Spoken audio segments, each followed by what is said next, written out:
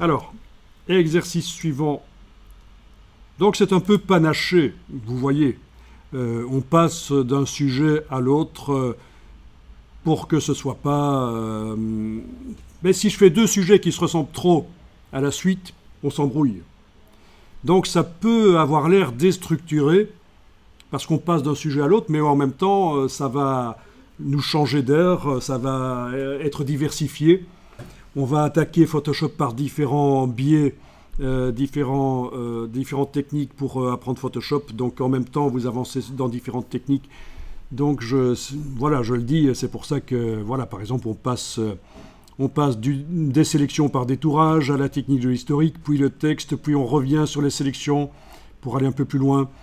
Puis on passe à autre chose ici, c'est la correction de perspective. Alors, il s'agit de quoi? Vous verrez que lorsqu'on a des photographies avec de la perspective légère, on peut redresser les diagonales dans la photo, qui sont des verticales dans la réalité. On peut les mettre réellement verticales dans la photo, en fait. On peut redresser l'immeuble.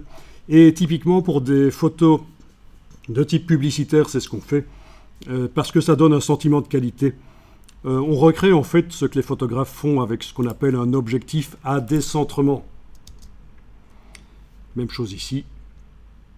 C'est du n'importe quoi au niveau des murs penchés comme ça dans la photo, mais on va les remettre droit et vous allez voir que c'est une technique, en moins de 5 minutes, ce sera vu parce que c'est vraiment facile en fait. C'est facile et ça apporte un sentiment de qualité. Alors bien sûr, la personne qui va ouvrir la photo, quand elle sera corrigée, ne va pas dire « Waouh, génial! Les verticales dans la photo sont bien verticales comme dans la réalité. » Non, on est dans le ressenti. La personne ne va pas vraiment le voir, mais la photo aura un sentiment de qualité meilleur avec les perspectives redressées.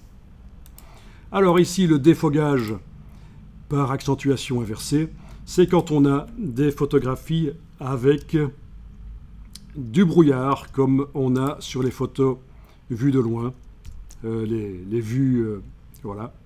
Il y a l'atmosphère avec des particules, ou du brouillard aussi, ça peut être du brouillard, mais généralement c'est les particules de l'atmosphère qui ternissent ce qui est au loin, et on peut, par une technique facile, arriver à retirer ce voile.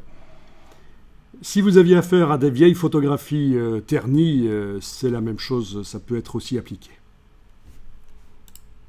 Exercice 7, redéfinition l'histogramme avec le réglage niveau. Mais justement, on parlait de vieilles photographies, c'est ça qu'on a ici. Vous avez des vieilles photographies dans lesquelles la partie qui est censée être blanche n'est pas vraiment blanche. La partie qui est censée être noire n'est pas vraiment noire non plus. C'est du gris foncé dans ce cas-ci. Et donc, comment résoudre le problème grâce au réglage niveau? Et puis, on verra la même chose sur des photocouleurs, comme celle-là, qui a son charme. Hein, c'est un filtre qui ressemble un peu, c'est un résultat qui ressemble un peu à un filtre Instagram. Ça a son charme, ça peut être utilisé tel quel dans une publicité, bien sûr, mais pour la démonstration, ah oui, voilà, ce genre de photos qui ont clairement un problème de dynamique de la lumière. Ensuite, correction globale des couleurs dans l'exercice 8, où on verra comment améliorer rapidement des photos. Vous voyez, comme celle-là, mais celle-là était déjà pas mal. Voilà, celle-là par exemple. Si on trouve que c'est trop rougeâtre, on va pouvoir vraiment corriger. Là, trop bleuâtre, peut-être. On va pouvoir corriger, équilibrer sur des photos couleurs comme ça, grâce à la technique de la redéfinition de l'histogramme avec le réglage niveau. C'est une des techniques de retouche. Oui, parce que quand on voit du Photoshop, on voit différentes choses. On voit comment faire des trucages photos, des photomontages, des choses qui n'existent pas dans la réalité. On crée ça pour un but publicitaire. Ou On peut aussi faire des corrections photos, améliorer les photos. Bien sûr, il y a d'autres logiciels Adobe pour ça, notamment Lightroom, mais voilà, on peut aussi se servir de Photoshop. Et puis il y en a aussi qui font de la bande dessinée dans Photoshop, du comic books, mais ça c'est encore une autre histoire, c'est encore une spécialité.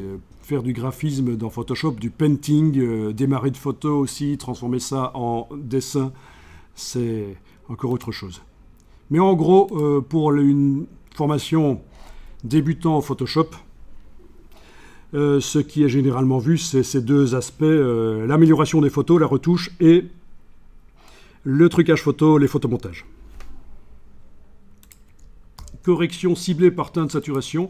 On verra comment modifier la couleur du camion ici sans modifier la couleur des arbres derrière.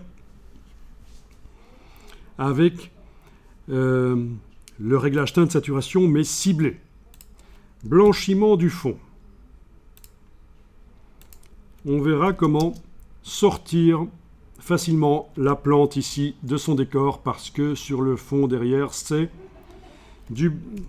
clair en fait. Même chose ici, avec cette plante. Avec des vieux dessins comme ça, on verra comment faire en sorte que le fond ici derrière soit vraiment blanc et que les nuances soient totalement conservées. Donc on ne va certainement pas faire des réglages qui vont avec avec la balance des blancs, des réglages qui rendraient le blanc derrière, qui rendrait le fond vraiment blanc, mais qui, au passage, modifierait les couleurs. Non, on veut conserver les couleurs. Même chose ici. On veut absolument conserver tout ça, sauf qu'on veut que le fond beige derrière soit transparent, pour utiliser la photo dans un certain contexte, sur un nouveau fond. Exercice 11. Annuler et créer des perspectives. Donc ça, c'est deux approches.